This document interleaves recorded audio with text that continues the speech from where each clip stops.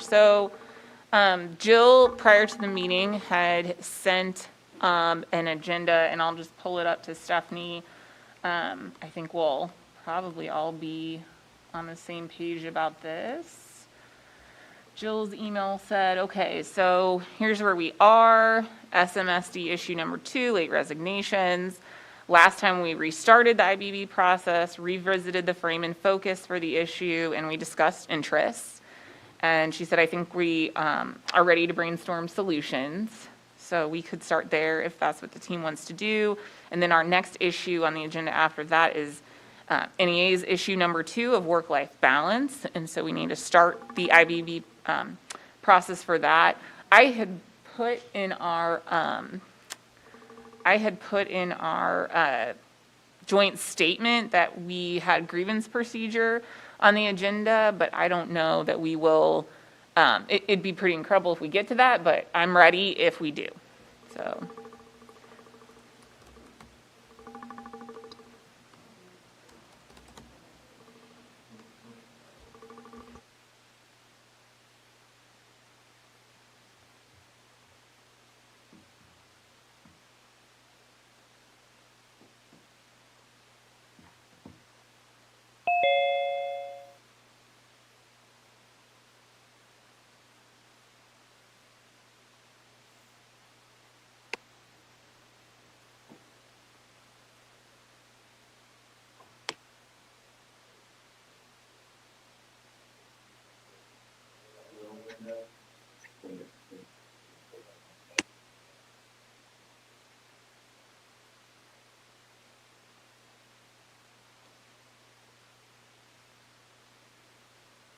Hey there, good evening, everyone. I'm sorry I was a little late opening up the screen, had my hands full. How's everyone doing tonight? Pretty good. Doing great. Ooh. Not muted. Comes Joe. If you all want to look at the participant list, let me know when your full teams are here. And I believe Rachel and or Jill are going to share an agenda. I'm going to try to pull up my email now. We did that. We shared our agenda just a little bit ago with each other. Okay. Oh, it seems like it's been a long time since we've been together, guys. I'm looking for the agenda to get in front of me right now, Jill. There we go. Thank you. And now I do want to say we got a 5 o'clock, a hard cutoff today at 5. So there's some things going on, I guess, with kindergartners in the district. So we want to be cognizant of that. So anyone and everyone hold us accountable to that cutoff. A few minutes till, let's see what we have to do to wrap it up. And in terms of just agenda sharing, Jill, do you want to just screen share and let us know what sort of you got out there and what order we may want to go into? Yeah. I can share if you want me to, Jill. Oh, I was just pulling up the email. Oh.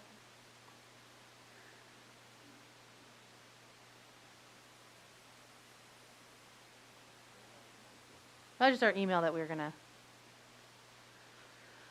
We had a third thing on our agenda after NEASM work-life balance. And did Joe make it in? By the way, I've been trying to admit and he seems frozen. Joe, are you in?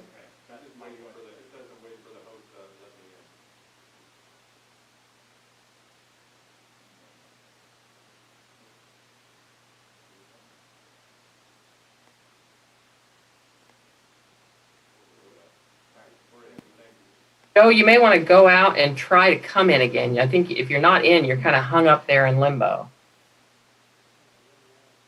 It looks like he's in. Okay, I'm Jill. I'm sorry to interrupt. Oh, that's okay. So we're gonna kind of in the middle of the IBB process for SMSD number 2, late resignations. We kind of revisited the frame and focus and discussed the interests again last week. And I think we're kind of at the brainstorming solution part. And then the second thing would be the NEA-SM number 2, work-life balance, and just start the IBB process for that. We thought that we'd always have like another one on the agenda just in case we got to it. So we had the issue of grievance procedure after that, but with the hard stop at 5, I think that'll probably be on our next day. So there's that. Okay. Sounds good. Sounds good. Anyone before we jump in, and I'll note share on the issue we're going to tackle first, which is late resignations. Anybody have any other updates or reports for each other? I do not think so. Okay, I'm going to go ahead and screen share our notes from late resignation. Yes, you pretty much IBB'd it. Now you're down to some brainstorming and decisions, I believe.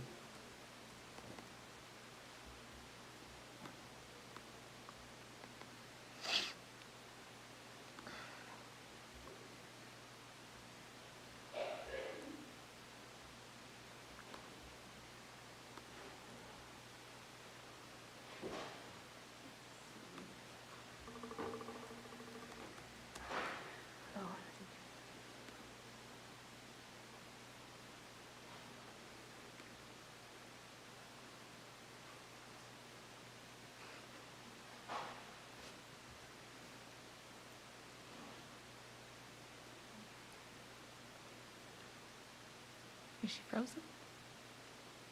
I think he's just looking for her. Okay.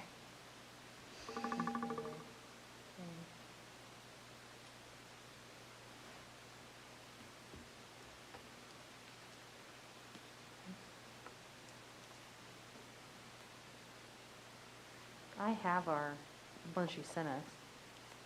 I think I have it saved in the joint folder too. I Oh, try to okay. always put them up there, but I'm not positive. I have it right here. Do you want me to screen share and we can? Guys, I'm sorry, my keyboard is not working. I'm using a touch screen, and I'm struggling with unmuting myself, and I'm struggling with finding the document.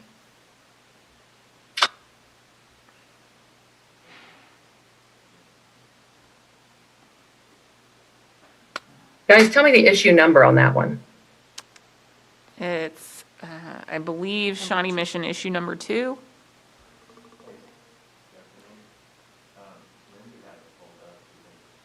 Do you have your microphone on? Sorry.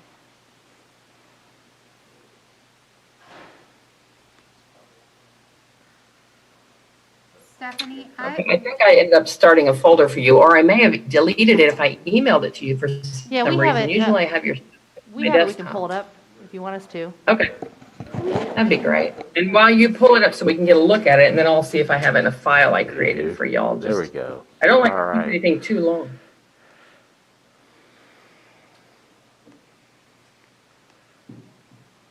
They have the fake button.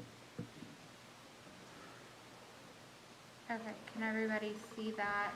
I'll make it bigger if we need to. So Stephanie, are you wanting us to just review back through or jump in where we left off? Yeah, go ahead and scroll up for me. I'm going to give up on finding it in my screen because I can't use my mouse pad and my touching is not opening documents right now. I'll mess with it here in a sec. So yeah, let's just remind ourselves on where we were on this. It was how to ensure quality teachers in the classroom. This was the issue over, that $1,000 penalty, how many people are leaving. You all sort of talked about why, the need to keep teachers in the classroom, but teachers that want to be there. And then if you scroll up there, Lindsay. And then- Pause at interest. Just as a reminder, you all said that, if there are going to be exceptions, they should be reasonable. You didn't want to do anything that, really unnecessarily negatively impacted student needs. The biggest interest was just ensure the best educator possible for all students. And then also there was an interest of honoring the fairness or the justness of both sides, if you will, the teacher that entered into the contract and the district that entered into the contract in good faith, just honoring the contract. The obligation to families to have the best teacher in the classroom was an interest. The reputation and quality of the district in terms of, teachers fulfilling their contract. And then there was a recognition that one interest is, no matter where you go with this, you wanted to respect that there are going to be unexpected situations, meaning I think it was the idea that you're probably not going to get down to zero on late resignations. And then Lindsay, if you scroll on up, let's review those brainstorm solutions. And I think these. And remember in training, when you all learned that if you talk, an hour about the problem, then you're probably going to you're going to get to solutions quicker. You all did spend a lot of time talking about the problem, which is a good thing, right? So I think the brainstorm solutions that are on this is, review the exceptions currently. And then the idea that approximately half the penalties were waived, I think you wanted to dig in deeper on that. Yeah, and And then there was Stephanie, the, the one you Go sent ahead. me has more solutions on it. I'm okay. not sure where the solutions went. I have Okay. it in notes. By the way, what was the title on the one I sent you? SM, late Mhm. resignations. Yeah, I think after I sent it, I must have put it in recycle thinking like it was done, but it was not. Well, then maybe you want to screen share if there are more solutions. And I'm sorry, guys, I usually have your documents really handy. Are the notes I took from last time of interest and then more solutions. Okay, Okay. That was just like in our joint folder of notes. okay. Okay, gotcha. All right, so are these my notes that you've got up now, Lindsay? No, these are the notes I took. Okay. So then you want to walk us through what solutions that you all had come up with last time? Sure. And this is where I think you're picking back up to revisit here. Yeah, so the first two, I think, were from the first time we met and discussed, and then I think the rest of these were from the second time we discussed, when we talked about discussing increasing the penalty, and then we had talked about that some districts have a tiered penalty system, doing more education about the penalty ahead of time, a suitable replacement option, having a timetable in place for finding a suitable replacement, looking at increasing the early retirement resignation incentive, that's the February 1 incentive for letting the district know early, or doing like a combination of liquidated damages or staying until a suitable replacement is found. So those were the ones we talked about 2 weeks ago. Okay, and now I did find the document, so I can share now so that you don't have to. I know you're also a note taker, Lindsay. But also, is there a ringing sound in the background with someone? Or, I don't know if I'm only hearing it from my end. Are you guys hearing a phone ring? No. Okay, I'm hearing a phone ring from my end. Not real loud, but it's just subtle. Maybe it's something I touched on my screen.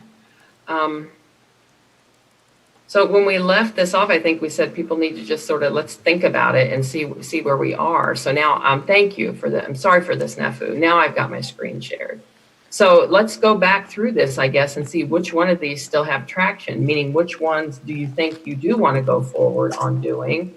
Which one of these also are probably, just mark them off the list. They're not manageable, feasible, affordable, or reasonable, right?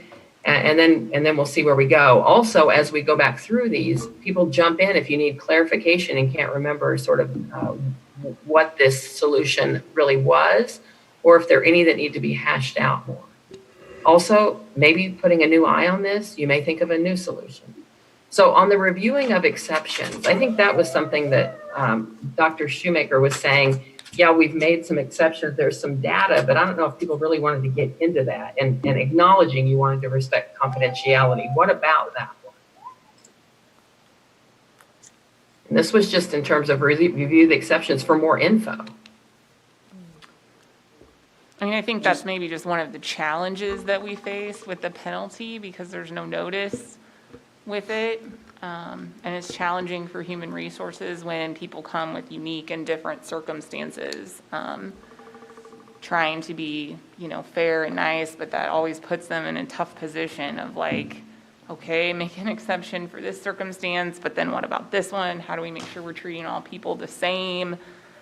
So I think that that's maybe just a challenge we've always faced with the late penalty is there's no designation, like human resources just sort of left out there to try and to decide what to do in individual cases.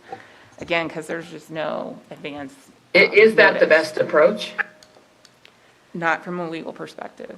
But would you never release someone from their contract if you didn't have, I mean, you're still going to have people with unusual situations that have to leave, are going to leave no matter what. There's a death of a spouse, there's a, you know, so I think, I see what you're hearing there, but I don't think, I think it's a human resources issue. That you can't be black and white. We deal with that in many ways, and every situation's a little bit unique, and We try. that doesn't have to do with late penalty, but I think we're not going to ever eliminate people leaving by taking out the liquidated damages clause.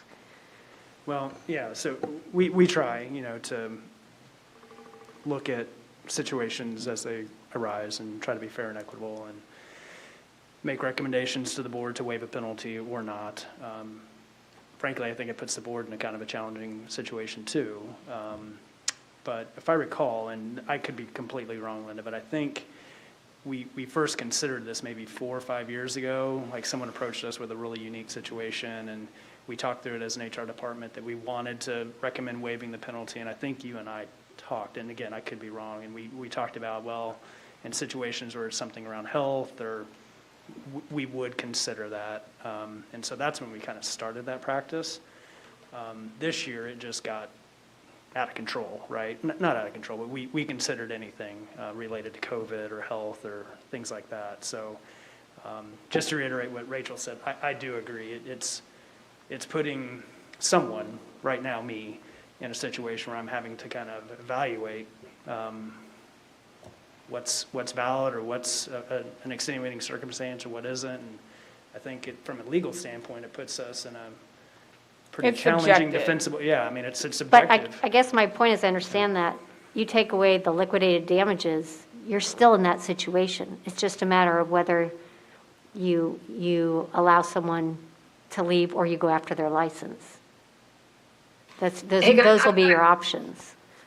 Just a process question. As I'm reviewing the brainstorm solutions, I'm looking to eliminate ones that aren't a possibility, ones that might help build to a solution, and ones that people are standing out as possible solutions. I didn't get to or hear eliminating the penalty yet. I'm just on reviewing the exceptions. Is there a list of exceptions that are commonly accepted and then some flexibility saying in other extreme circumstances? Is there no list and each time it's handled on an individual basis There's not completely? There's not a published list, it's just kind of in a conversation that Linda and I had and what we've gone off of for the last 4 or 5 years, is if it's something health-related, some extenuating health concern, we'll consider the waiving. And what we do, just for everyone's knowledge, is if they want to make a request to the board, HR will submit that request to the board and either say we approve of that or we don't. And so it would be a health concern, it would be a spouse moving outside of the metro, or mutually agreeable.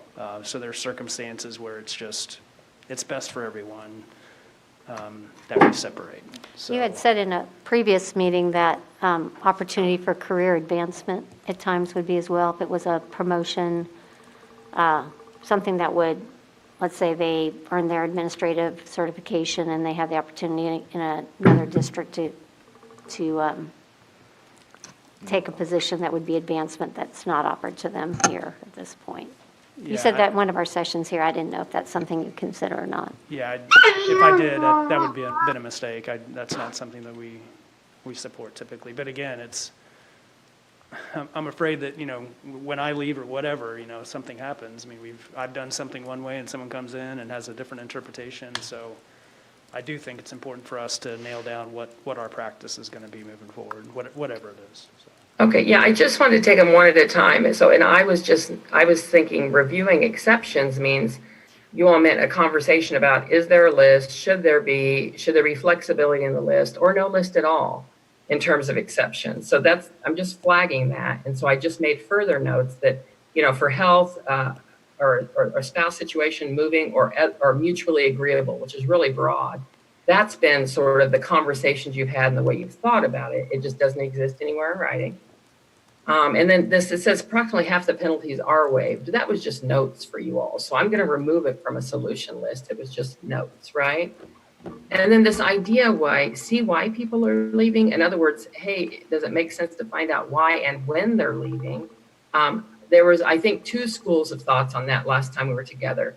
One is, look, no, we're really just wanting to narrowly talk about the late resignations. We don't want to make it into a huge issue of staff retention, right? But then also there was this school of thought where I think maybe Lindsley or someone said, well, if we maybe knew when they were leaving, in other words, could we at least just get some information that might be surprising and form a solution here? So that was another idea. And I'm gonna, I guess, leave it on the list. Another idea was increase the penalty. That goes back to some of the things Linda was saying, like, and I think I've heard from other folks say, like, it's sometimes it's not even collected, right? Is that really what you want to do? And then there was this idea, I don't know if it's an idea or just information, some school districts tier their penalties. We probably need to hear more about that, so I'm just going to leave it on the list for now and loop back. There was an idea of, could we educate regarding the penalty ahead of time? Someone said that, it's right there in the contract that they sign. So I don't know if that still has traction. Any thoughts on that? I would reiterate, it is in the contract we sign, and we cover that specifically when we offer the contract. So that probably is not going to be a solution that fixes your problem, correct? In my opinion, no. Okay. You guys stop me and say, no, I want to leave it on. So feel free to interrupt at this point, because this is where we're narrowing down your solutions, and we'll see if there are any more. This is just a comment. Someone said this open-ended timetable can be of concern. Tell me about that one. That was just a framing and focusing. It wasn't a solution. I think so. I think that was more just kind of a comment to go with it. Yeah, I think that had to do with if we had done, if we'd had, one of the solutions was finding a suitable replacement. If you had an open-ended time frame, then you put in your notice that you need to leave, and then they don't find a suitable replacement for, months, forever, yeah. So that's why it was a concern. Is there some solution work that could be done around? I don't know, keep it in mind, right?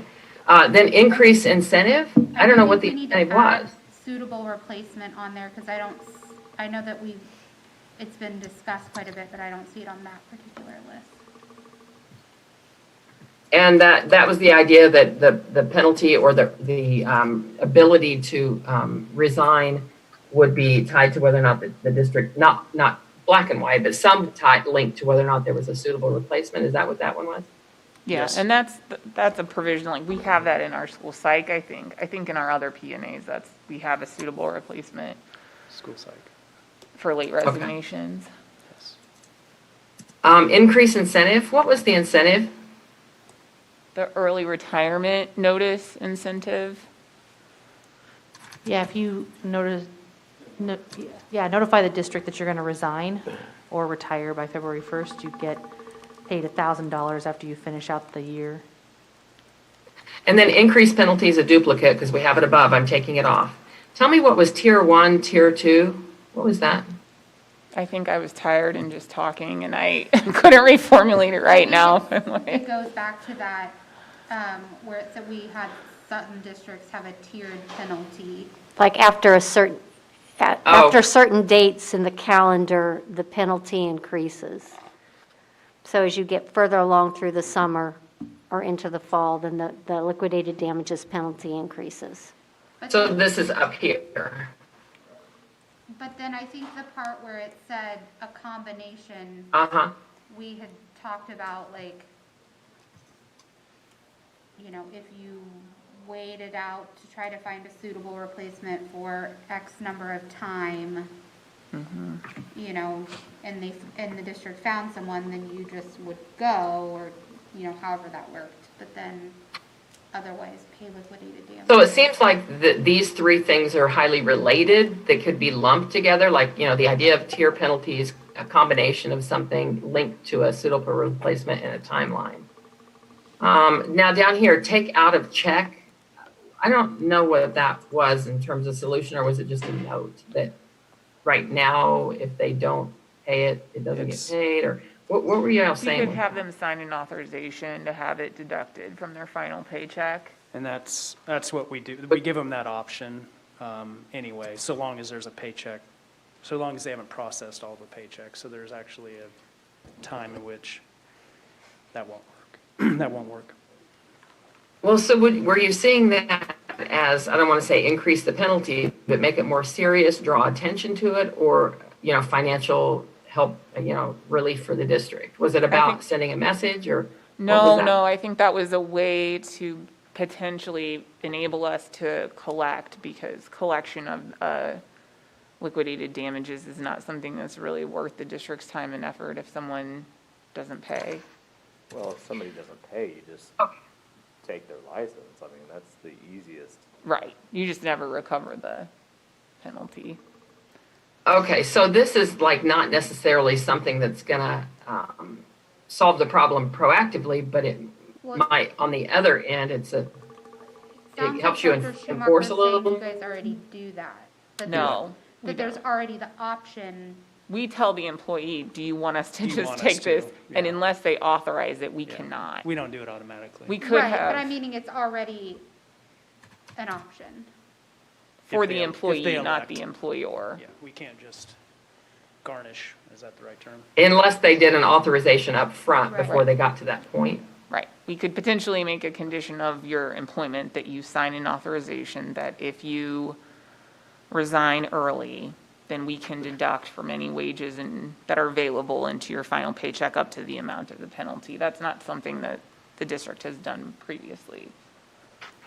And back when, Lindsay, you were talking about the combination of suitable replacement and liquidated damages, I kind of remember when we were talking about it a little bit, that it wasn't, it was kind of like in other jobs when you give like a 2-week notice. Right now, you're saying that the teacher, I could say, I'm not coming back tomorrow, and then that's it, right? But I also thought that you would still pay the liquidated damages if you resigned. It just, the combination would be like you would stay for some timetable and not necessarily until they get a suitable replacement, but like not be gone just immediately the next day. Do you know what I mean? Well, but Something like that. I guess my Because you're thought still breaking was, your contract. if you're doing suitable replacement, then you wouldn't pay liquidated damages. Like, Like if you waited out like 6 weeks. Yeah. so then If if I give a you, notice tomorrow, you would wait like 6 weeks, and if I make it, I don't know, 8 weeks, whatever, weeks or months, or, then I wouldn't have to pay, it would just be released. yeah, that you would stay either the time frame or until your replacement was found, and then you would go. If a replacement was found. Whichever was whichever was sooner, like if, the time frame was, I'm saying a month, like, I know, it feels don't weird to have, say a timeframe. I don't have like any, you stay the month, if HR was able to find someone in 2 weeks, then when the 2 weeks, when they found someone that was board approved, ready to start, then you would go, or you would stay for the month, and then, Yeah. So is that replacing the liquidated damages completely? I mean, be a unless you were hybrid. like, I want out today, I'm not gonna do whatever the time frame is, then you would pay liquidated damages. Okay. Was just my, On that one, I think for people to get their head around it, you almost need a sentence. Not that you guys are going in that direction, but a sentence that would explain that. I'm going to keep moving and we'll come back and unpack each one of these. All I'm doing right now is process of elimination, what comes off the list and what's a duplicate. Okay. And what was just a framing and focusing. So that already retains some through leave language, et cetera. Is this already, you're already retaining some folks who would otherwise go? And when it was through like leave options they have, or Linda spoke a little bit about how, sometimes the building reps kind of just work with people to get them to hang on. Is that what this is? Was that just sharing info? That's not necessarily a No, solution? I think it refers to, we have different leave provisions in our agreement. So sometimes people who are choosing to leave may qualify for personal leave or health leave. And so, that some people think they need to resign because they're facing a great health condition and the leave provision allows them to take a semester's leave and then, can decide if they need to do that in that time. And in that leave is built into a process of how you notify the district if you're going to come back or not, so. But that's already in place. It is, yes. Okay, is there any issue there's no education issue on that? I'm surely not solely the solution, but could it be utilized more or take it off the list? I think it's a natural I would agree. part of what Human Resources does and what we do in our office when people contact us. I would agree with that completely. We work really well in unison with NEA on that. Okay, so it's not a new solution. So what is left on the screen now, these are your solutions. And I know that people want to go back and understand and unpack and sort of dissect each one to see what starts to surface for you. But is there anything that's not on the list that people are now thinking after reviewing the list or after the break between last meeting and this one?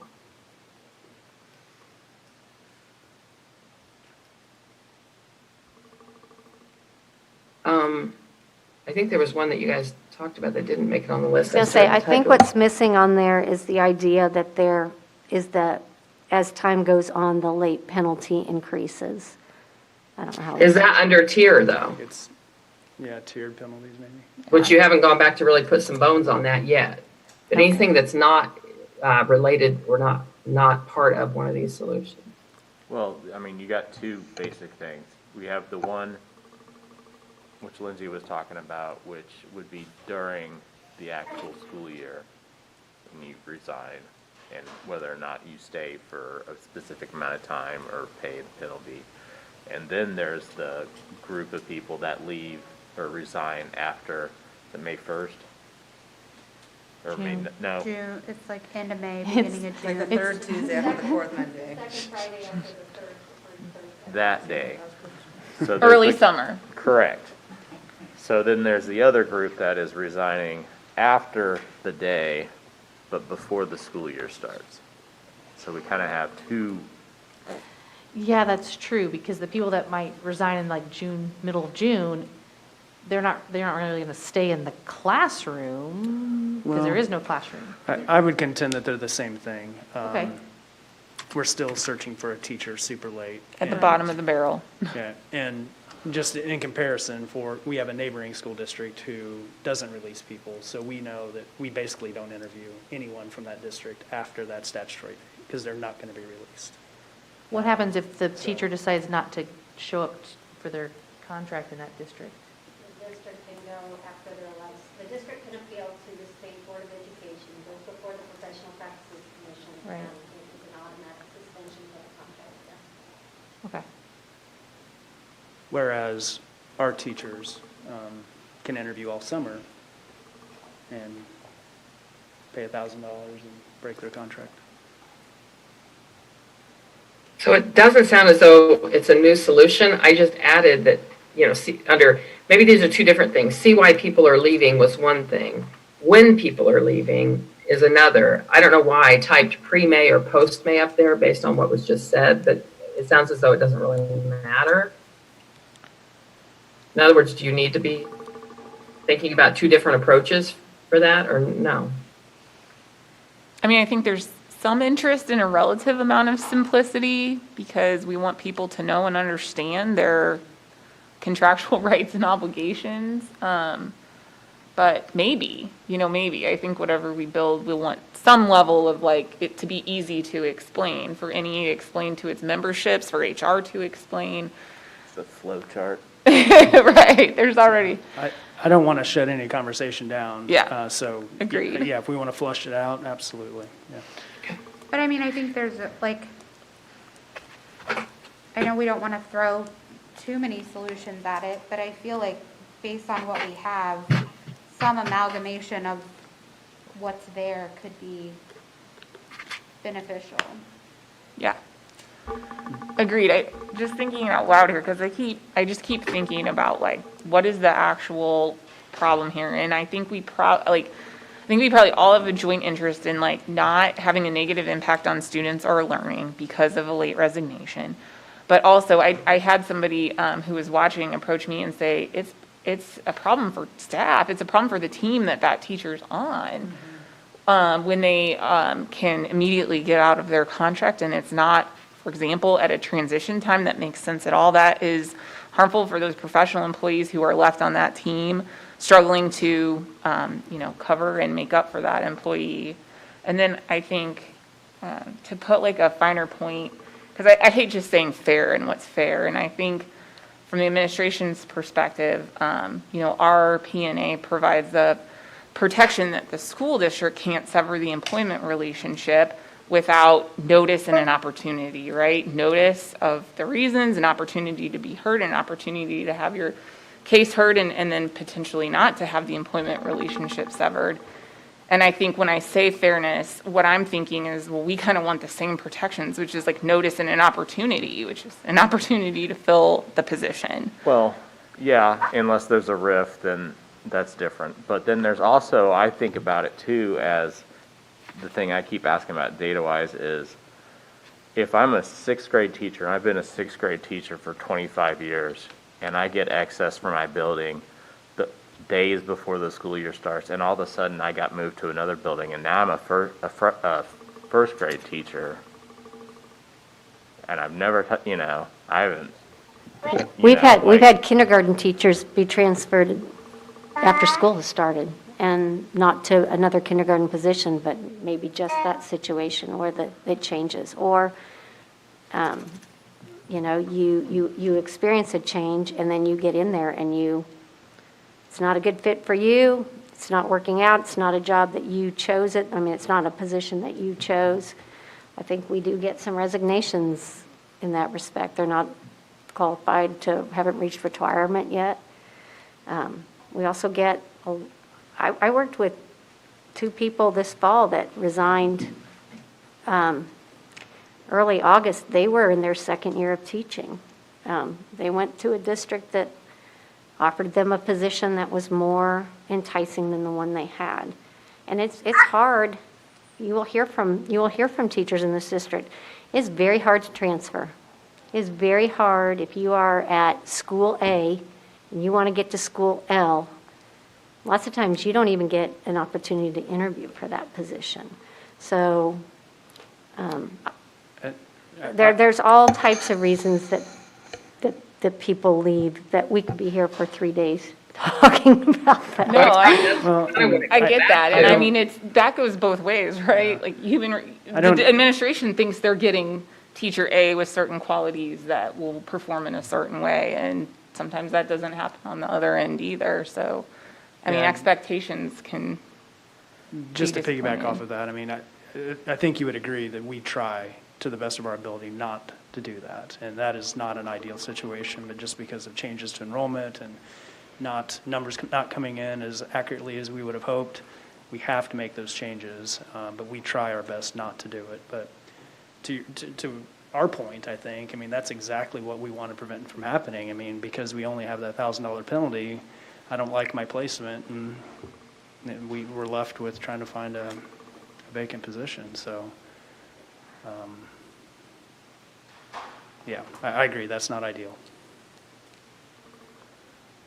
So I don't know if I'm out moving around the process, but are you amenable to increasing that penalty? Because here's my struggle with eliminating the penalty. It is a career-ending move for someone to have their license, just have discipline against their license. Every time they apply for a renewal of a license, they have to indicate on their application form that they have been disciplined by the State Board of Education. Most school districts, if you check that, have that on an application form. Have there been action taken against your license? This is action taken against your license. And sometimes, life happens, and sometimes it's in the best interest of everybody if somebody does leave. I've seen that happen in my time here too. So it looks like we brainstormed some solutions that are everything from eliminate liquidated damages to build in let me just stop there, guys. Okay. I don't see that on the list. I've heard you say it twice. Does it go on the list as an idea? I don't have it on the list. Well, I think They then it's Increased implied. penalty, yeah. I don't know. Yeah. Where is it on the list?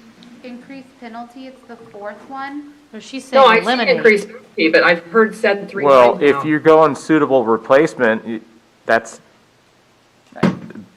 not including a liquid, like, if you just do suitable replacement, there's no liquidated damage there. Okay, so is that where the eliminate penalty? I've heard it since we started. I think there's some confusion on that then. Right, because I don't see eliminate penalty on the list. If it's not a shame to put it on the list if someone wants it on the list as an idea. I just haven't heard it come up as an idea. I think, yeah, we can put whatever on the list, but just to make an official statement from Mike, not necessarily our entire team, I would include removing the penalty on suitable replacement. But I think there are districts who do both. I would have no interest in collecting the penalty. That's my opinion. No, I was just saying, when I was reading suitable replacement, Yeah. it was removing. You read me correct. You read me Yeah. correct. Okay, so then the line I hear that says suitable replacement that Lindsay was talking about, and I said, I don't know that we'll understand what she's visualizing unless we had a sentence on it. Is that different than removing the penalty language on That's the sentence? combination, that's one bullet point up, is what I was talking about. Okay, The suitable replacement would just be stay until you find someone, and then, like Mike and Jay were saying, not having the liquidated damages.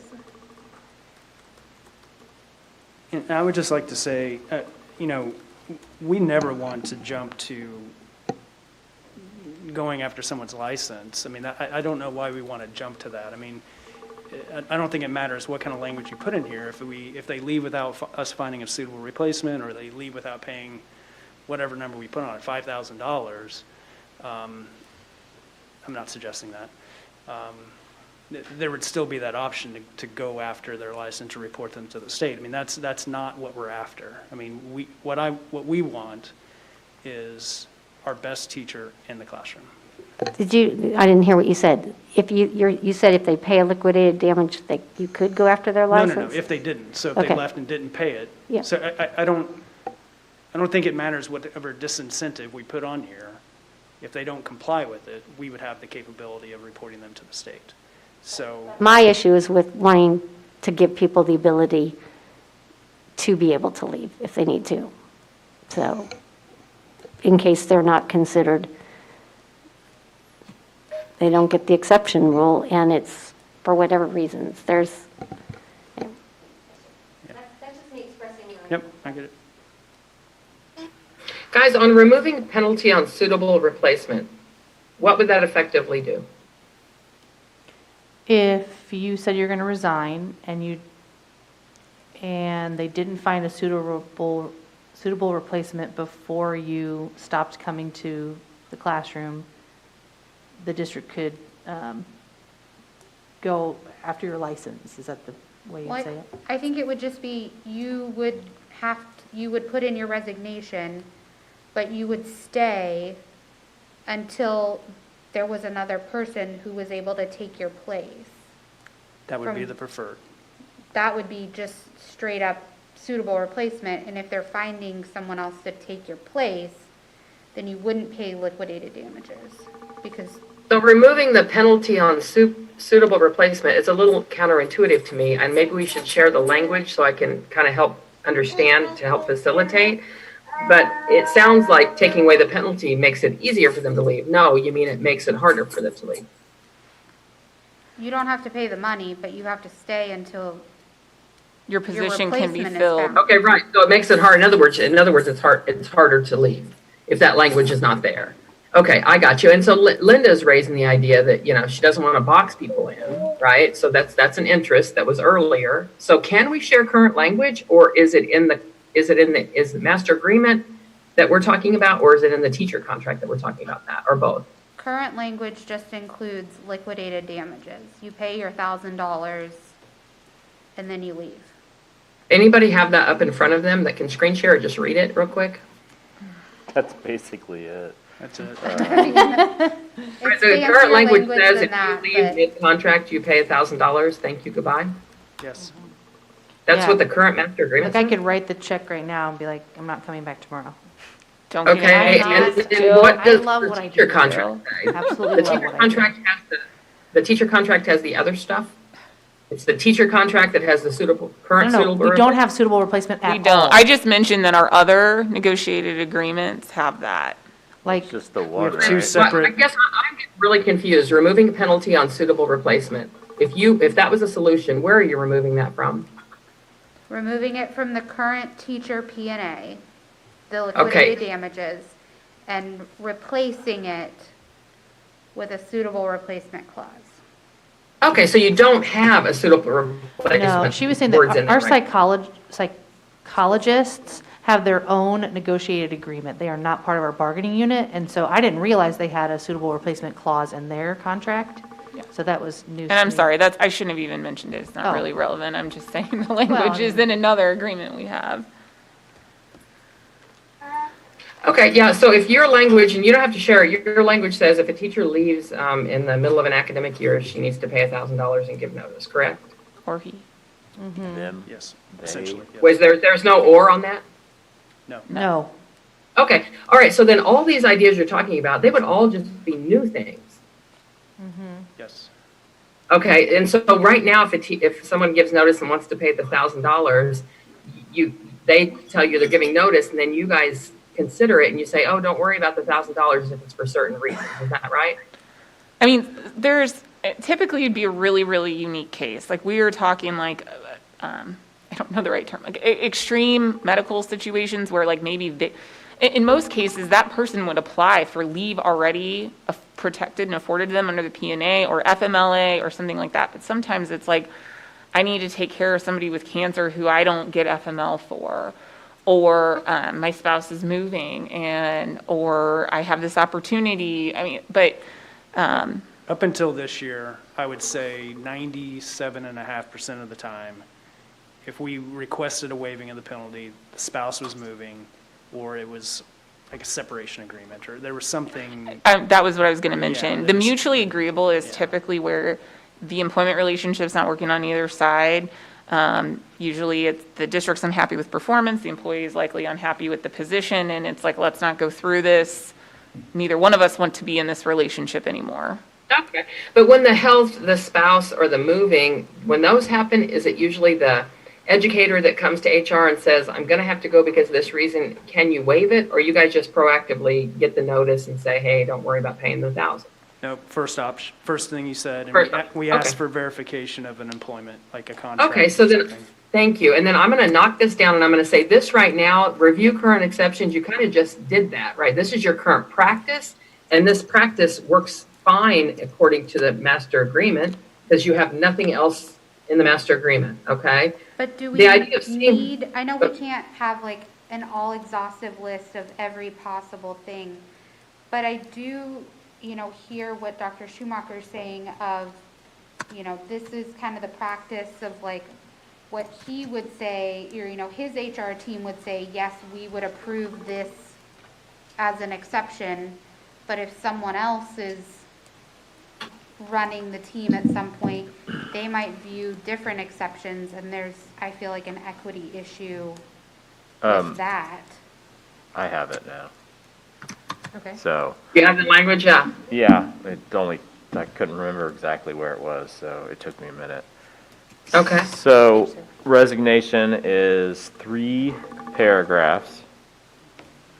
Well, the last one is sunsetted, so whatever. Well, we Um, re-upped it, the Oh. incentive. Yeah. We did an MOU. Oh, all right, yeah. All resignations of professional employee shall be made in writing to the Department of Human Resources and shall indicate a effective date.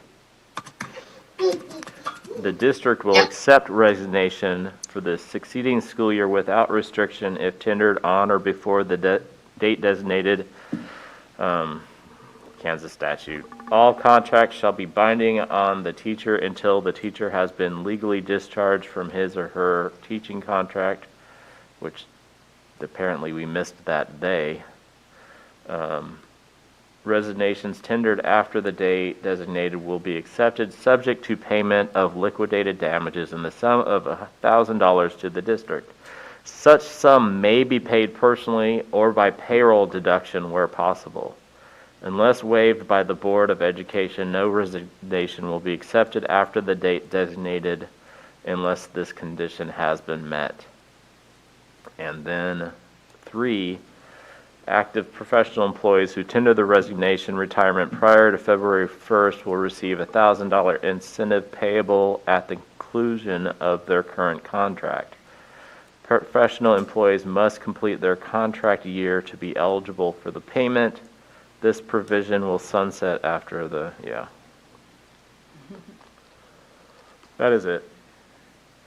So right now, the current practice and the current language requires that a teacher resign in writing after a certain date, and maybe you can tell me that date. It's a $1,000 fine, payroll deduct if possible or agreeable. And then tell me again about after a certain date, then the resignation just won't be accepted. Do you want to fill those dates in for us a little bit? I And then can't. there's language It around says- incentive Changes every year. day. It changes. It's, Generally, Go ahead. last Friday in May, unless there are 5, unless there's, if there are 5 Fridays, if there's 4 Fridays in May, then it'll be the first Friday Okay, in which one, when June. it won't be accepted anymore or the after? Well, a Then you certain have date? to pay the liquidated damages after that statutory date. Okay, and that was after fourth something in May? Yeah, it's, End of the May. way it works is the district has until the 3rd Friday in May to let an employee know if their contract is being renewed. And then the employee has 2 weeks after that date to tender their resignation. Okay, so it's 2 weeks after the third Friday in Yeah, May, you exactly. have to pay the $1,000. Yeah, it's so, yeah, it's as clear as mud to people. Okay, and then tell me about when the resignation will not be accepted. When is that? never. Never. Yeah. Well, unless they don't pay, technically. Oh, yeah, if you don't pay $1,000, then they could, So we could probably just delete that line. Hey, guys, whoever's talking from afar, I'm not hearing you. So the language said, you resign in writing. After 2 weeks after the third Friday in May, you pay $1,000. Payroll deduct if requested or possible or agreeable. There was something right after that said certain time will not be accepted. When is that time? You have to pay the liquidated damages after that for it to be accepted. There is nothing that specifies there is no time that you can, Okay, so I Be resigned. misheard something. no, you Yeah. didn't mishear it, it says no resignations will be accepted after that date unless the condition has been met. So like if they Which paid is- so $1,000, that- then they will accept the okay. resignation. Okay, so then that is the Or language waived by the where, board. so it's just repetitive language there. Yes. It's just Or waived by the clarifying that board. if you pay $1,000 and if it's after this time and you pay $1,000, you're out of there. There's nothing we need to pick apart there. There is no drop dead where your resignation is not accepted, no matter what. Correct. Correct. No, so I'm gonna take that out. That's not current practice or language then. I misheard something. And then there's language around an incentive to stay. What is the dollar amount? The incentive, 1,000. the It's not to incentive is It's if not to you, say. that's just the incentive if you let the district know in February that you're planning to, or that you're resigning for next year, or It's you're the- retiring next year. It's the incentive to let HR know early that you're leaving. and Okay. I and don't know I'm how almost much done. that has to play with really late resignations, I don't because, think they have anything to do yeah, with. because you can Yeah, retire. it's just because you guys No, had anytime. under an idea increase the incentive. So I'm just putting in writing what you have right now, and then you guys can look at the moving parts instead of all these separate things, ideas down there. So then your current incentive is if you resign in February, you get $1,000. I'm just paraphrasing. And then the exception practice that you're waiving the $1,000 is around the things listed here, right, which is the exception. And then I've heard, so now if you build off of this, you would build off this language or you would scrap this language and create something totally different based on other examples you have around tiering, around a combination, around suitable replacement. There is this removing the penalty on suitable replacement. That doesn't relate to your current language. So I guess I just needed to get my head around what you have right now because some of your ideas It would almost just, just need to be it would all new depend what the language. team, if the team reached a solution. So we would do nothing unless the team reached a mutually agreeable solution. And if they did, I think we would be modifying the Yeah, we can't language. scrap it because there's things we want to keep. Yeah. Okay, so just in terms of what's helpful for me, you guys, I had to get my head around it because some of the ideas you were talking about weren't even vaguely in the realm of what the current language is. correct? Yeah. Yeah. Okay, all right, so they're not as simple as I thought. So the idea of just removing the penalty on suitable replacement, I think the word "on" is what's getting, that we're saying, get rid of liquidated damages and instead have a suitable replacement. I mean, that was one of the solutions. If, in other words, you don't have the phrase suitable replacement anywhere in your current master agreement. If you did, what would it fit in here? Where would you put that? What would that be? It would, Remove the, I'm sorry, go ahead. I think you were saying the same thing. You would remove the the $1,000 liquidated damages and replace it with if a suitable replacement is found, something like that. Okay, if a suitable replacement is found, then they get to leave. And if a suitable replacement's not found, there is no option for them. I Is that think correct? any solution we're talking about right now would include a remodel of current language. Okay. And then we have thrown out this hybrid idea. Maybe.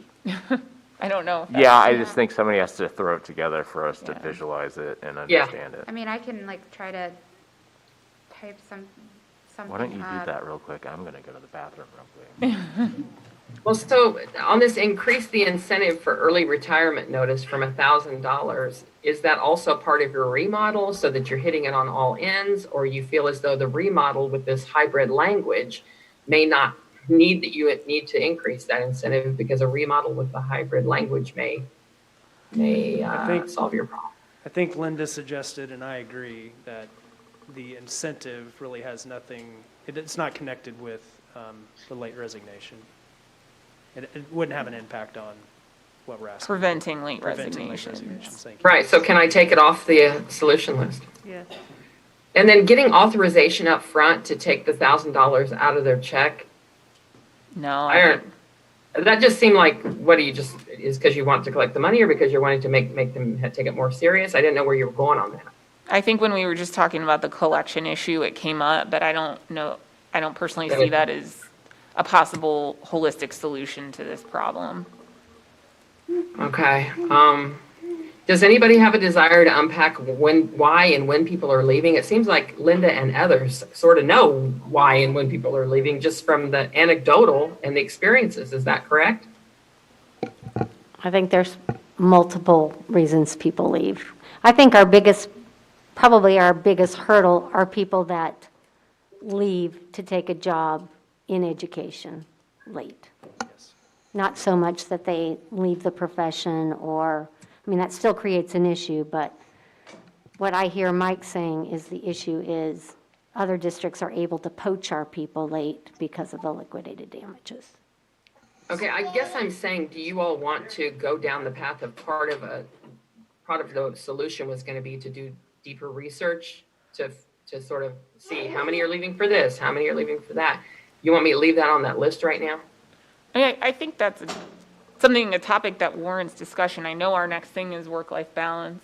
I think that probably plays into some of those things. So I think that's a topic very worthy. I think in terms of us noticing that issue, it wasn't something we see as helpful to contributing to this solution of like just, walking away because I don't want to continue in this year commitment. I'm just going to put a star. I'm going to leave it on the page in case you guys continue to, if you keep coming back to that, see when and why people are leaving, but it may be the bigger issue of work-life balance and retention, which doesn't really drill down on this problem statement. But I'm going to just leave it right there with a little asterisk. Someone has raised, I think it was Lindsay said, would you need a list of exceptions other than this informal list? I'm going to leave that on there. This idea of pre-May and post-May, is this stay on the list? I'm not sure where folks were going with that. On which one?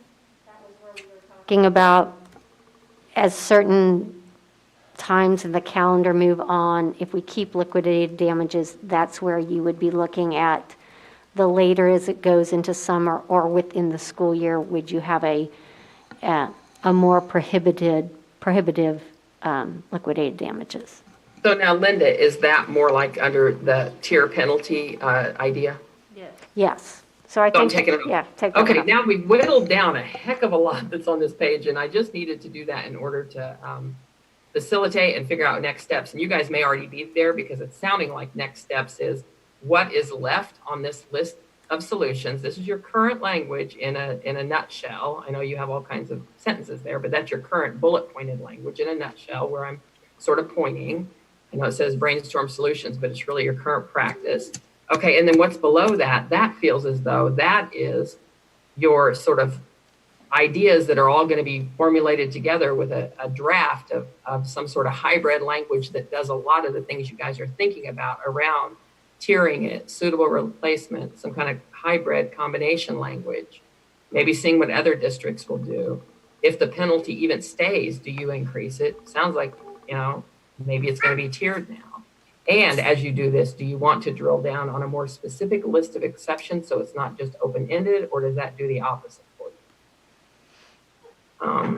So where do you go now with this? Somebody's got homework, I think. I think what I was saying about exceptions was just like, even if it's not through this group, if there's some sort of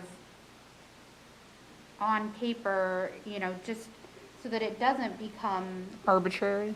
or just like I would be- regime changes, change what is and isn't acceptable. I think that's just, I mean, I think what's tough is everybody individually thinks they have a really good reason, and then that puts HR in a really odd spot of, Isn't it the board that makes the decision? Would this not be a policy issue for board I don't know, that's always an executive session, so I don't know how they come to the decisions that they do On the waiving of the penalty, on the waiving the penalty. it's an action item, or it's been under consent. It's consent, but they, Well, we share we ask the employee to write a letter to the board, and we don't share that publicly, of course. And then the HR office makes a recommendation towards those letters. so the board just generally accepts what you all do. I'm just trying to get a read on this Yeah. because I didn't know if it was more to me, what is the board, it's the board's discretion. What do they consider to be? Has That's a there very- been a time that's a very good where point. HR has said we don't recommend it, but the board has waived it? Not that I'm aware of.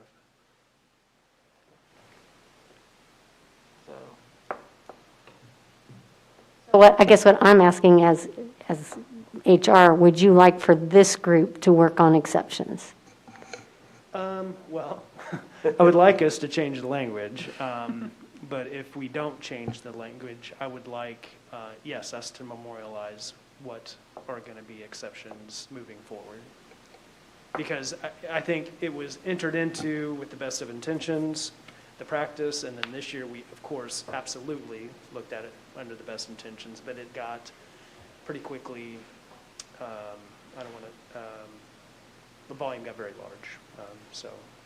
But we would all admit that this year was really an anomaly because the world was unexpectedly different. 100%. but that Guys, could if be you- part of some sort of solution to look at, memorializing. Well, but I need to clarify this though, are you saying that you would like it so that there's not any exceptions? No. I don't think I'm saying that, no. Okay, that's what I'm clarifying, is that I think if we have the list, it would be helpful. I think we So just that need a way part- to have reasonable, fair boundaries that doesn't put HR in the position of being the bad guy or Well, being yeah. awkward, or making individual decisions that could be called out later as being arbitrary or discriminatory or, And again, Yeah. I'll refer back Inconsistent. to prior to this year, vast majority have been spouse moving or mutually agreed. Yeah, To me, and I'm just talking out loud, yeah, those would be the exceptions. Because again, we've got methods to adhere to folks or to assist folks. with Family medical health leave, concerns and yeah. things like that. have you ever, when somebody is like, hey, my spouse is moving, have you ever been able to be like, hey, we need to get somebody in your position? How We've long asked. can you We've give asked, and us? Some people can, but sometimes it's immediate. Yeah, So, okay. but we do ask for verification of employment Yeah, before we ask for the yeah, waiver. okay. so it sounds as though there's some traction. We're not doing formal consensus, but there's some traction around a small group of folks that can remodel the current language. What I'd like you to do is put your eyes on the screen share. If you were to ask a few people, maybe Dr. Shoemaker and Lindsay are beginning, maybe whoever wants to jump in with them. If you were to ask them to go back and remodel current language with the concepts you have in your list, is there any of these concepts that folks are not feeling good about? For example, like a list of exceptions. It sounds like you're saying a list of exceptions is probably a very short one with some flexibility. Maybe that's that mutual agreeable language. The idea of My only yeah, go issue, ahead. my only issue with suitable replacement would be an open-ended to that. There are positions like J, there's sped, we have open speds that Never never get fill. filled. And so I don't think that can, I would have a hard time just that being a blanket until suitable replacement's found. I don't think we've come to a consensus at all at what we do on the continuum of penalty or suitable replacement. And if I was on a subcommittee, I would not know what the team wanted me to do. Right, that's what I'm trying to get through. Yeah. Where is there consensus and where are you still problematic? Because you can't send anybody to do homework without saying what parts of these things are okay and what are not. Well, so here's I think the, what I think HR wants the opportunity, and I think it would serve a building well to at least get the opportunity to post the position once they're, you know what I mean, with the person still in the role for at least a short period of time. You know what I mean? And then like after like a 2 or 3 weeks, then you might say, pay $1,000 and you can be removed, and then like make it to 6 weeks and then maybe be released, or, you know what I mean? Because I feel like that's like if you're searching for 6 weeks, you're getting closer to those like 18, those May graduates or those December graduates, it gets us closer to that. Because there is the impact in the classroom is huge. We had several late resignations this year. It's hard. It's chaotic for the kids, and there's learning loss that happens. And That's why I'm surprised you don't even have. hey, so, like a situation like you were talking about with Jay, right? Like Jay, you teach welding, a class that not many people. An irreplaceable person? So if there did come a time, and say it was like October, and you needed to resign, but you couldn't stay until a suitable replacement was found, you might have a reason why you can't, that they then waive that penalty anyway, or not penalty, they waive the would it just be right, I guess asking? they waive the district would waive their right to go after your license because your reason was Your spouse taking care of moved. your sick spouse, Or right? is it just allowing you out of So what I mean is, like, is it really open-ended till the end of the year that you have to stay to find a suitable replacement if you have a situation that's an exception anyway? I wouldn't think so. But that's like, to me, when the tier thing is, A, does it meet the exception? Okay, yes or no? If it's yes, can you please That's stay? Awesome, great. The other side is the no, but say it's me, and my reason is whatever, that's not on there. What, open a pizza shop? Exactly. That's gonna be fabulous as the lactose intolerant guy making pizza. That could be a big hit, though. If you got lactose intolerant. But still is until suitable replacement. If, Then you stay till the end of your contract year, or you get your license possibly revoked, but you're gonna open a pizza shop, so Doesn't matter. it didn't bother you. I don't know, I'm just. I know.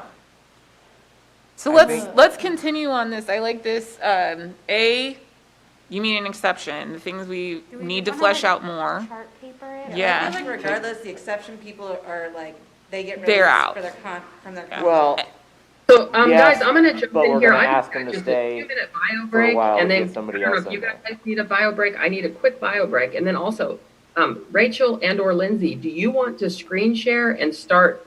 Because I'm a little behind the 8 ball because of the concepts that aren't so familiar to me. Do you guys want to screen share and start putting the bullet points like Rachel just started to do? A, we do want this. B, we want this. Do you I want need to to screen draw share? it. That's what I need to, You can draw on like Google Drawings. Yeah, our flip chart. And then also it's 4:27. Oh, You all are it going. Are we taking a quick break? Yeah. Because I can Yeah, find some can chart we do paper. 5 minutes? Yeah. Okay. Okay. And I'll be we back. can decide, you guys, I like cannot miss kindergarten roundup, but I'm not offended, or if the team like wants to continue, I will let the team decide that as a whole. 0% of the people here want you to miss kindergarten. Thank you. I say we stop at 5. Yeah, Yes. Okay. Yeah, so then Dr. Sherman also put in another kind of. Yeah, I think, yeah, because I had thought just pay and leave or wait and, do suitable replacement. And you were saying, wait, if you get a suitable replacement, leave. If not, then I'm gonna you look pay for your chart liquidated damages. So there's a couple different Yeah. versions, plus like what Jay's saying. Yeah, Well, I that's think why we I say could. Well, that's why I was like, if Flowchart. you did like A is like, like 3 weeks, you have to stay 3 weeks. I'm a non-exception, so like stay 3 weeks, or I guess they go after your contract or your license, and then after 3 weeks, you could pay $1,000 or, How long do positions have to be posted before? 5 days. 5 business days? So if we. But then it would if have 3 to be. weeks and then that isn't a, how many? Well, then I was gonna say, and then 6 weeks, you wouldn't pay liquidated damages or, Some And some it'd be timeline released. that is the same for all positions, right? Like, yeah, regardless. So, so if Jay's gonna open his pizza shop, he's gotta make it 6 weeks and he gets released, doesn't pay. and- anything. But we've got the opportunity to look for a suitable replacement. Yeah.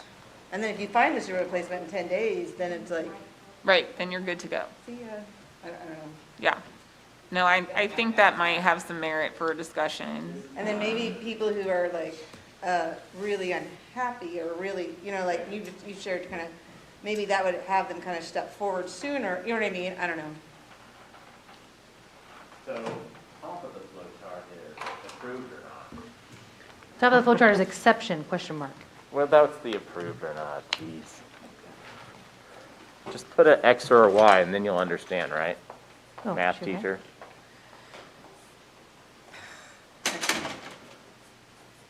Look, see, I was gonna make a flow chart. I What do know, you guys that's think? what I was thinking too. See, exception, and then I can make And maybe arrow, instead of an exception, or yeah, but it would just be like approved. approved, release of contract. Or extenuating circumstance.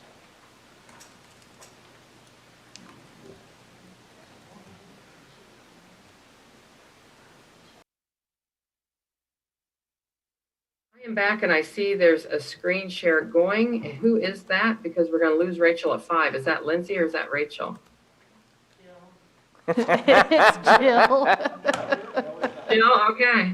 So this is wonderful. This is exactly what I need you guys to do. I feel like I was getting in the way because this is a complicated issue that you guys seem to know like the back of your hand. It's, I guess, just industry specific. I'm going to mute, but I am here. And Jill, when you're ready to lead people through this document and figure out where you land, I will be here.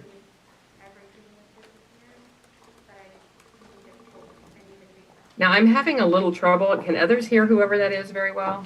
Sorry, Lindsay's talking to me about her, she's got a nice chart going. I could take a picture of it You and then could share my stop screen. sharing Whatever works and for just either one. Turn your camera on and aim it at the camera. Oh, is it gonna be backwards though? No? Yeah, oh, you don't have your mirror on? No, I think I do. That's a setting. I was saying like there would be a It is, it is. I have, yeah. like a waiting period, They're discussing a flow chart. 3 weeks passed, now I can pay and leave. And then, or 6 months, now I can just leave. Like with the job posting.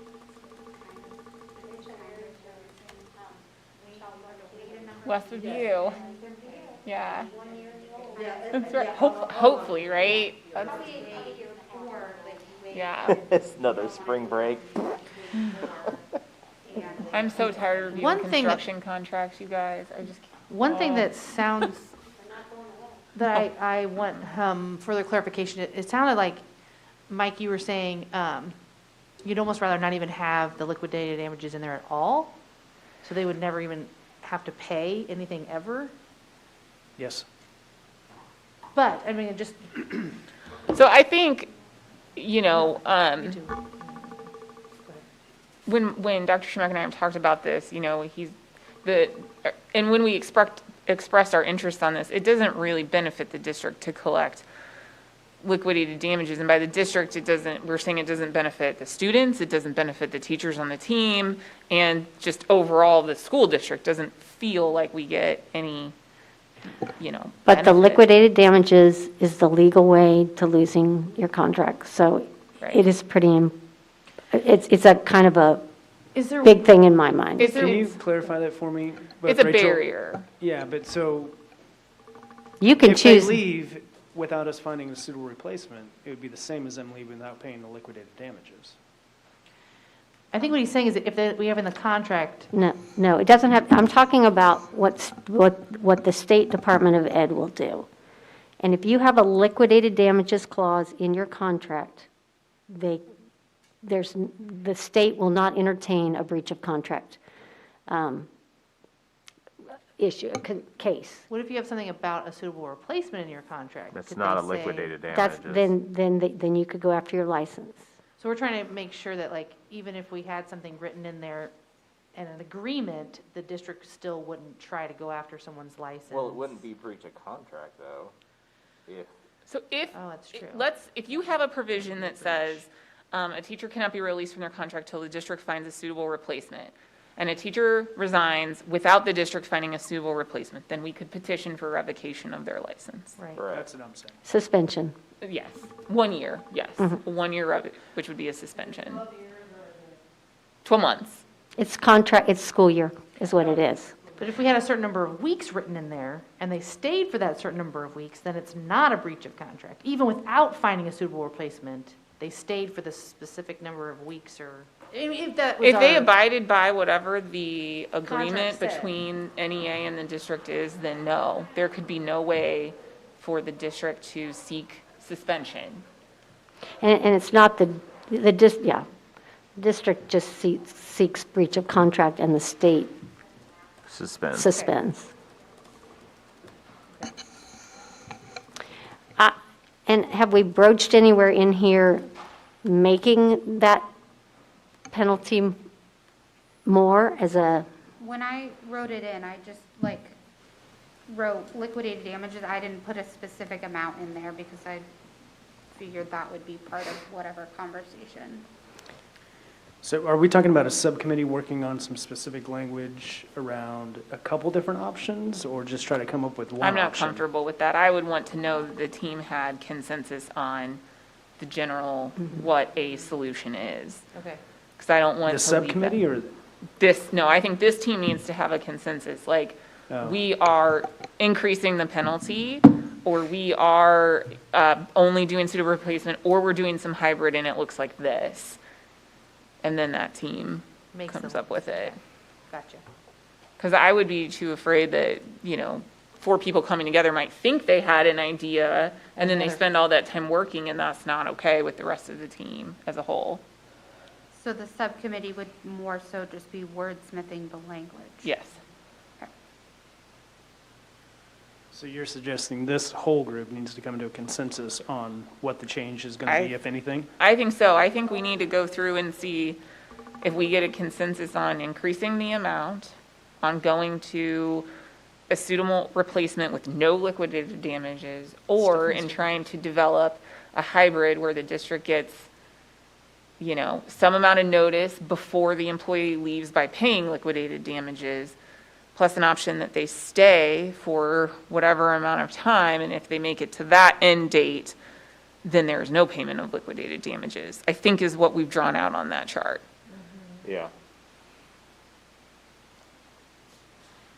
And I think, for example, that subcommittee could say, okay, our dates are going to be 3 weeks and 6 weeks, or Dr. Schumacher says, hey, our average amount of time to find a teacher is 2, like, whatever. That I'm okay with, but I have to know what the, I can take a picture of this.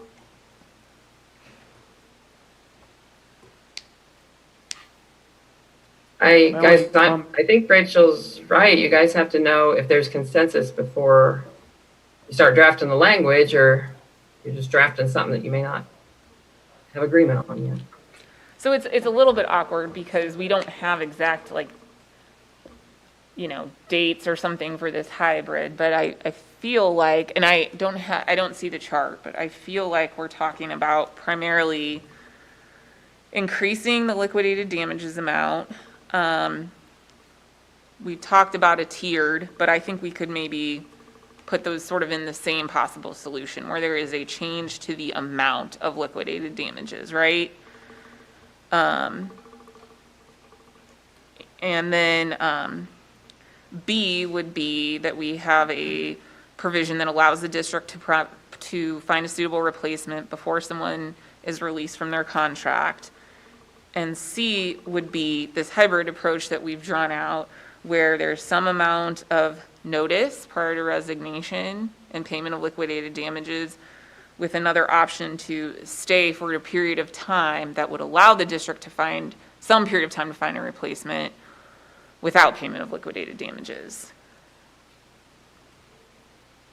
I mean, we have 3 different versions right now of like a combination, and I know you obviously can't see it. Lindsay, can you screen share? Well, It's on a piece of paper, because I just Oh. needed to write it out, Okay. because that's how my brain was working.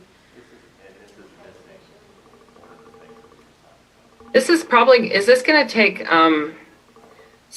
wherever you do land, you guys are gonna have to, is it gonna be controversial, I guess is what I'm asking? Are you gonna have to do some like buy-in and education of teachers, that it's not like punitive, it's to really address the issue of keeping good teachers in the district?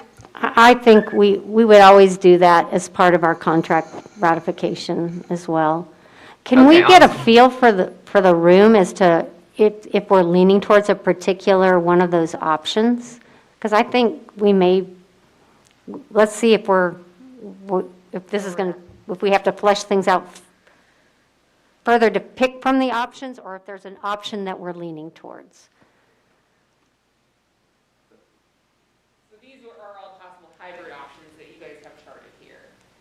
Okay, so, I mean, I think, the district has expressed that. Guys, I can't hear real well, but don't worry about it as long as you guys are following along with Rick. I'm going to ask Dr. Schumacher. I mean, I think we've stated since the start that we're not interested in collecting a higher penalty.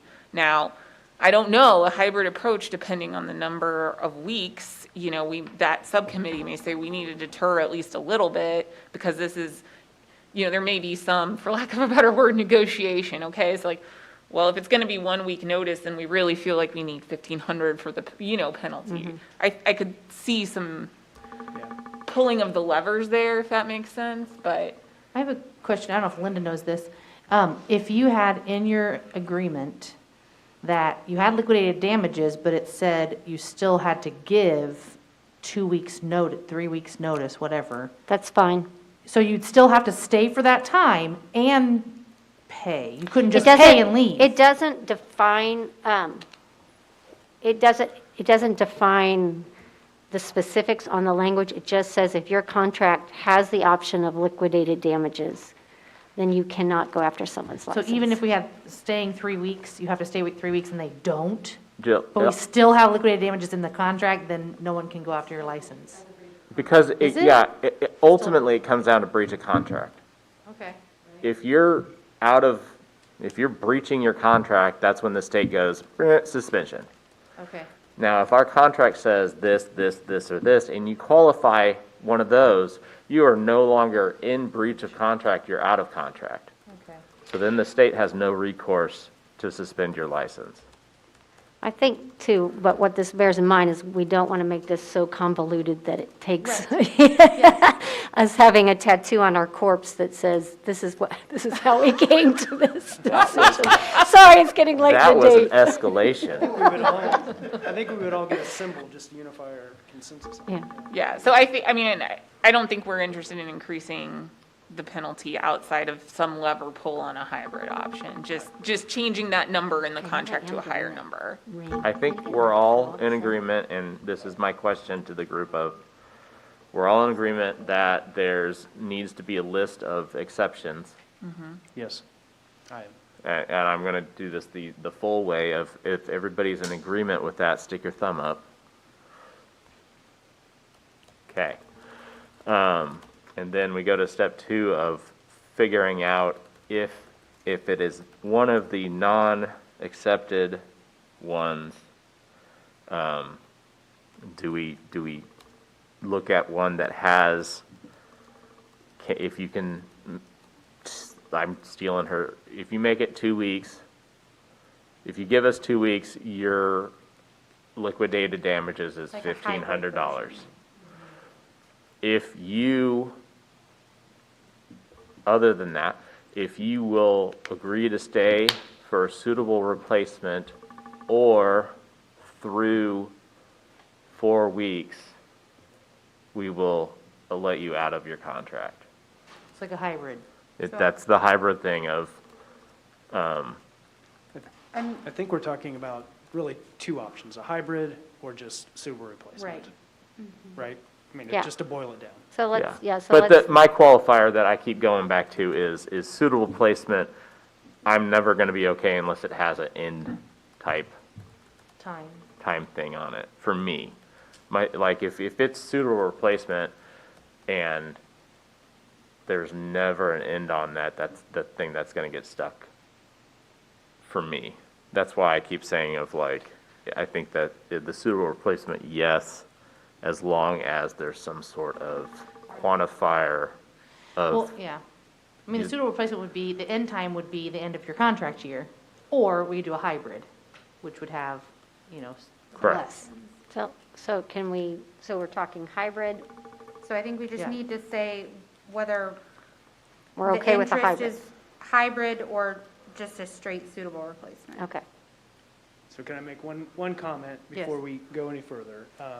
I think we're looking at it from a lens of what's best for the employee, what's best for the adult, which is fine if that's the lens we want to keep looking at it through. But to not, if we don't have a suitable replacement, that child, no matter if it's 4 weeks, 2 weeks, the next day, will end up with a less teacher or no teacher or a sub. And that sometimes, So- that happens in the course of people having surgery and they're out for a semester, maternity leave. Sure, but And, that's- and I get that, I know that's totally true, but this is also a contract that we're negotiating on behalf of and for our certified staff. And so, so I'm just, Right. but I totally get what you're saying, but I also think that happens in the course of unforeseeable events. Do as you well. have like, and this is probably a discussion that if it goes to subcommittee, but like, it may vary on time of year, but like, what would be the average? Just average teacher, average late resignation. Well, I mean, you need to think about too, I mean, we have to seek board approval too, so Yeah. if they turn in their resignation on a Tuesday after a board meeting, we have to post, we have to keep it open for 5 days. Actually, we have a provision where if it's after a certain day, we can move quicker. But there's gonna be at least that 2 weeks between board meetings, right? So it's so independent upon if it's Jay or if it's a P teacher, it's gonna so vary. Yeah, I mean, I think that if we go that way, that time will be important, because I think, with the primary interest of trying to always have a qualified person in the classroom, giving some to consideration to, if you could give some thought, Dr. Schumacher, to like, where would I feel like for an average position, not average position like Jay's, but like or not an easy to fill either, but an average position, where would I feel at least semi-comfortable that if we diligently work, we're able to find a suitable replacement? Yeah. Sorry to put you on the spot, but I think that would be information that would be helpful. Okay. So am I hearing like the consensus is at least around we want to pursue a hybrid option, not a solely suitable replacement option? I think we have to vote on that. I think we have to thumbs up. That's what I'm saying. well, I think Like, that's what let's- she's asking for. So pick Well, pick one. I think Lindsay, I'm loving it. I'm on mute watching you guys and I'm like feeling really, really proud of you all right now. From where we met a year and a half, I don't know, 2 years ago in the FMCS office, where now you guys are like just so awesome. So yeah, I think Lindsay's feeling out. Are you ready to seek some consensus here? You want to give her a heads up that someone's not there, or do you want her to just do thumbs? Can Can I get clarification, Stephanie, from you? Yes. So does it take 100% consensus for us to move forward with the plan, or is it majority?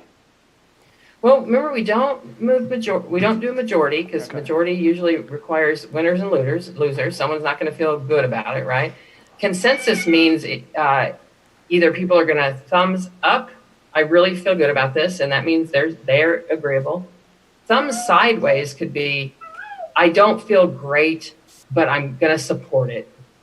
I'm gonna support it for whatever sake of time, because I don't know that we can do better right now, but that's still consensus.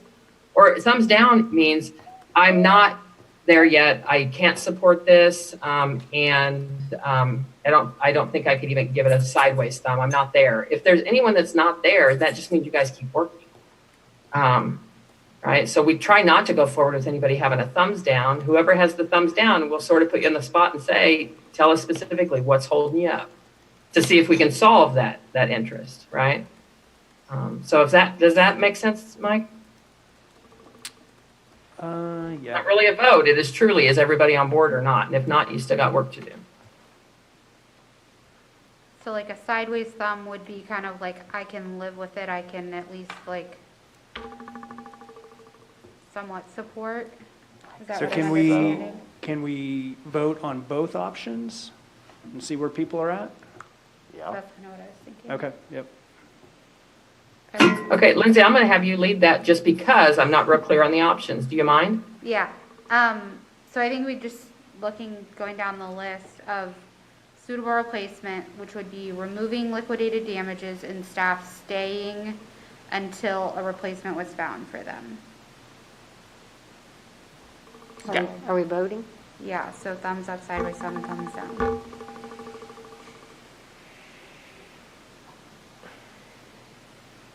Okay, we do not have a consensus on that. Okay, and then next option would be some kind of combination of waiting a period of time, finding a suitable replacement, or paying liquidated damages. Some combination of lots of things. Thumbs up, sideways.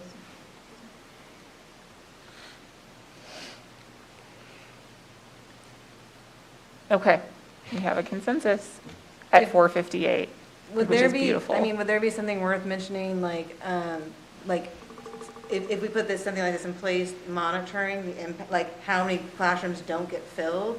And That's if a we good have this, like, if we put this in place and it doesn't have an impact, right, then it actually didn't solve the problem.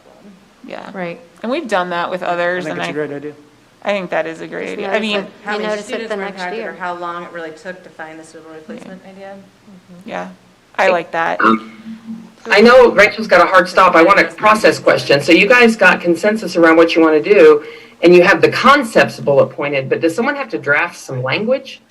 I'd volunteer to Yeah. be a part of the subcommittee. Who wants to be on the subcommittee? Oh, go ahead. I don't know if you need me, but I'll volunteer. Well, we need at least Awesome, two anyways. it's Rachel, Jay, Linda, and Mike.